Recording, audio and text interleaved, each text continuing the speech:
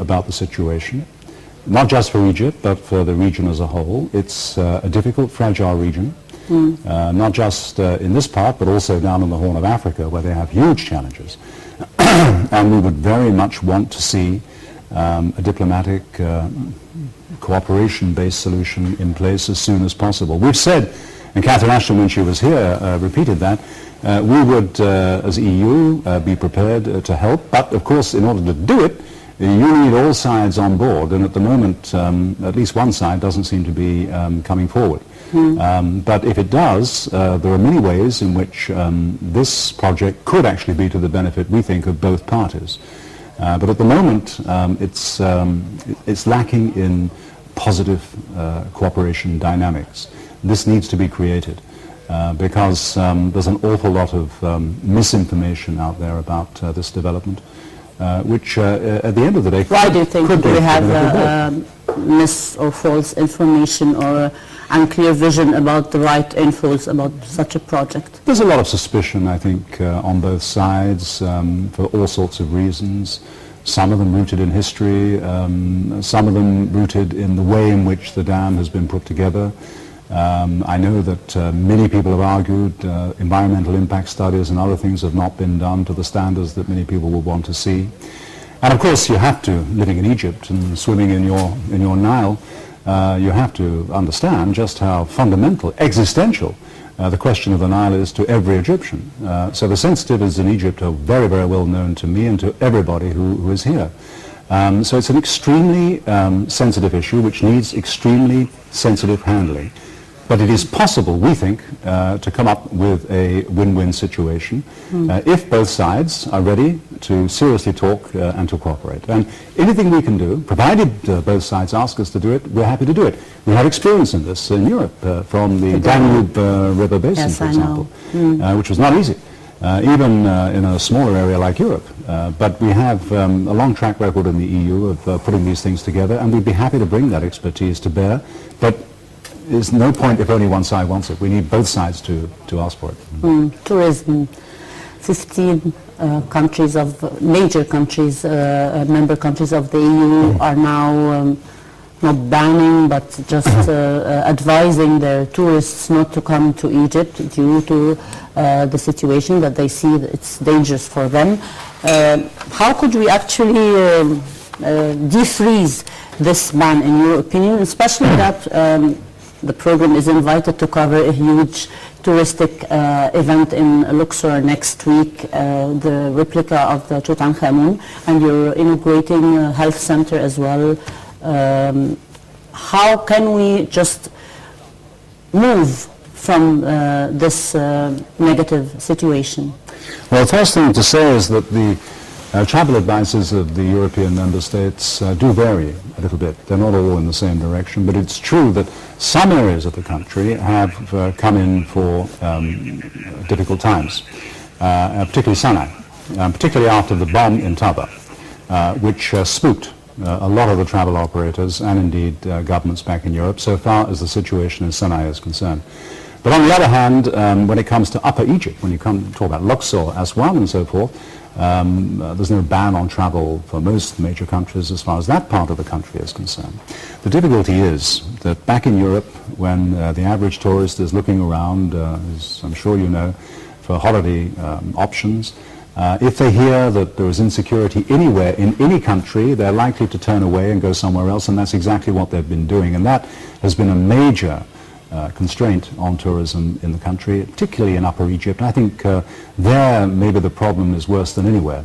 Even in Sharm el-Sheikh, European tourism is important. I think it's running at 30–40%, but you do have other options, and the hotels are getting by. They're not making any money, but they're getting by. But down there in Upper Egypt, the situation is absolutely catastrophic, and people are suffering. Millions of people are suffering, families, from the lack of tourism. So anything that we can do on the tourism promotion front, I think, would be very important. Of course, the travel advices are also important, but you have to understand that, you know, when it comes to the protection of your citizens, and I'm sure Egypt does the same for its citizens, better safe than sorry is always the principle. So security is the prime factor, and the sooner that security returns to the Sinai, the better. On Upper Egypt, yes, we do, apart from the fact that we have been concentrating quite a lot of our assistance programs, I mentioned one or two of them earlier to you, we do have an exciting event at the end of the month where the installation of the replica of the tomb of King Tutankhamun is now ready for opening.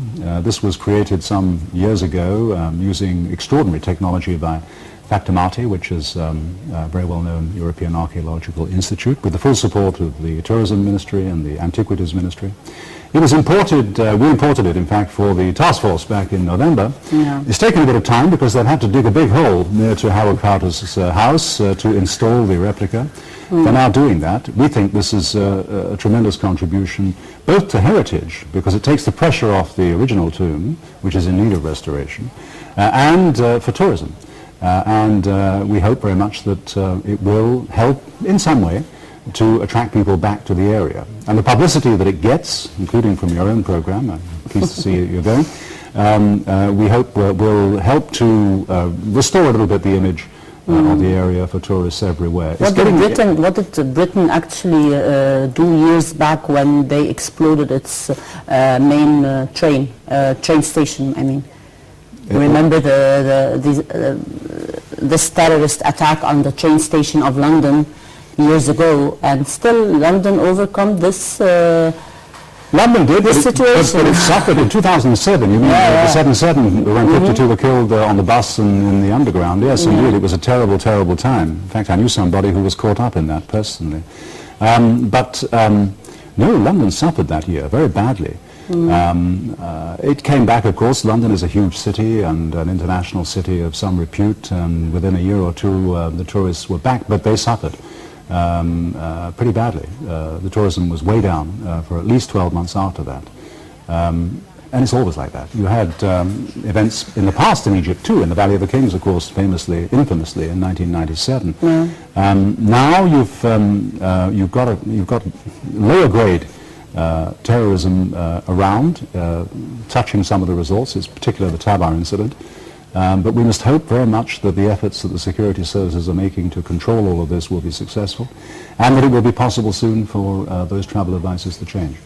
Ambassador James Moran, thank you very much for being with us tonight. It was a pleasure. Thank you, Amal. مباشرة إلى هذا التقرير الذي يلخص آخر التفاصيل والتطورات الخاصة بالمشهد في أوكرانيا.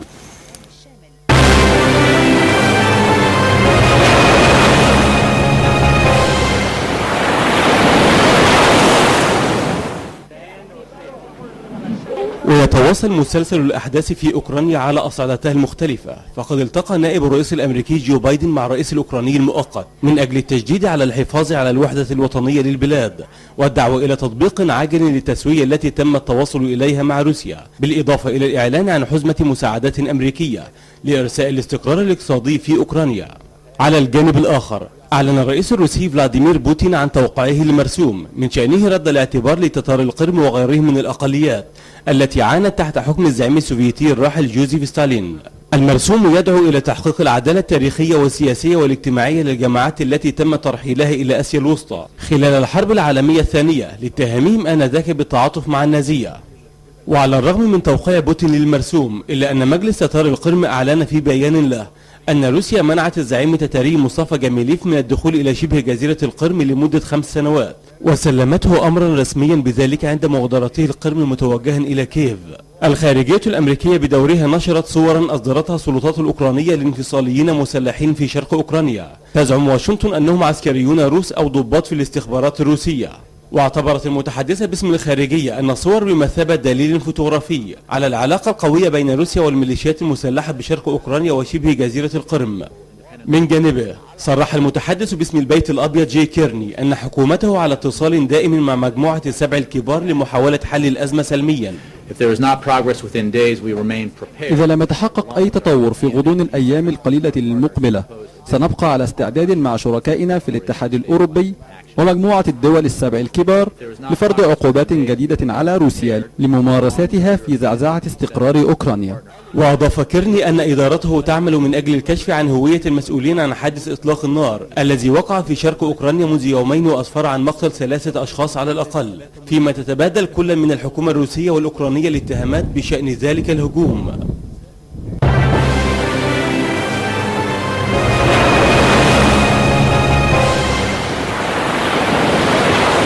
سريعا جدا وفي نهاية هذه الحلقة نستعرض معكم أهم ما جاء في الصحف الأوروبية على مدار أسبوع. أغلب الصحف الأوروبية ركزت على فوز الرئيس الجزائري عبد العزيز بوتفليقة بفترة ولاية جديدة، وأيضا تداعيات هذا الفوز على المشهد داخل الجزائر.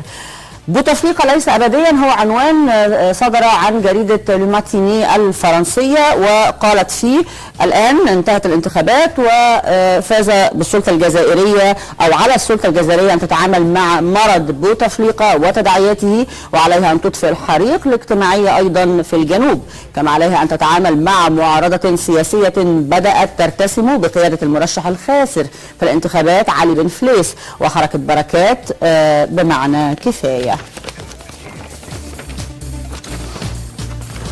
إلى صحيفة أوروبية أخرى هي صحيفة لوكسمبورغ فوت، تصدر طبعا في لوكسمبورغ، وهي شككت في قدرة انتخابات الجزائر على ضمان الاستقرار في البلاد خلال المرحلة القادمة، خاصة وأنه فوز عبد العزيز بوتفليقة كان معروفا كما تقول الصحيفة. وقالت أيضا: الجمود لا يعني بكل تأكيد الاستقرار، أي أن الجزائر أهم من أن تترك وشأنها، وذلك بسبب مخزونها الهائل من الغاز، وقد يصبح هذا الغاز بالنسبة لأوروبا بديلا جيدا للتقليل من التبعية الكبيرة للغاز الروسي. أما الصحف البريطانية فوجهت نظرها إلى موضوع آخر. صحيفة الديلي جراف البريطانية نشرت تقريرا عنوانه يقول: مقتل صبي في سوريا في هجوم للنظام باستخدام الغاز السام ضد المعارضة. التقرير يؤكد أن استخدام قوات الأسد الغاز السام في هجوم ضد قوات المعارضة أثار المخاوف الدولية من أن نظام الأسد لا زال يعتمد على ترسانته الكيميائية. نبقى مع سوريا أو متابعة الأوضاع في سوريا من وجهة نظر الصحف الأوروبية. صحيفة لوموند الفرنسية قالت إن الإعلان في سوريا عن البدء في تدابير فتح الترشحات للرئاسة اعتبارا من يوم 21 من ابريل الجاري يأتي في ظرف يزداد فيه التصعيد الميداني في مناطق كثيرة من البلاد. واعتبرت ايضا الصحيفة انه اتجاه نظام دمشق للاعداد مجددا لاعادة انتخاب الاسد سيؤثر سلبا على جهود احياء التسويات السياسية. صحيفة ألمانية هي معكشة أودات سايتونج انتقدت أو حملت سياسات الغرب التي تراها الصحيفة أنها سياسات سطحية مسؤولية ما آلت إليه الأوضاع في سوريا، قائلة أن التحرك غير المسؤول للغرب تجاه ما يحدث من اقتتال دموي يجعل من بشار الأسد رئيسا لاحقا، مما يمنحه شرعية إضافية، وإذا أراد العالم تهدئة الأوضاع في سوريا فقد يجد نفسه مجبرا على الدخول في مفاوضات متعمقة مع الأسد بعد الانتخابات الرئاسية المقررة. بهذه الجولة السريعة بين أبرز ما نشر في الصحف الأوروبية على مدار هذا الأسبوع أكون وصلت معكم إلى نهاية هذه الحلقة من الاتجاه شمالا. إلى اللقاء.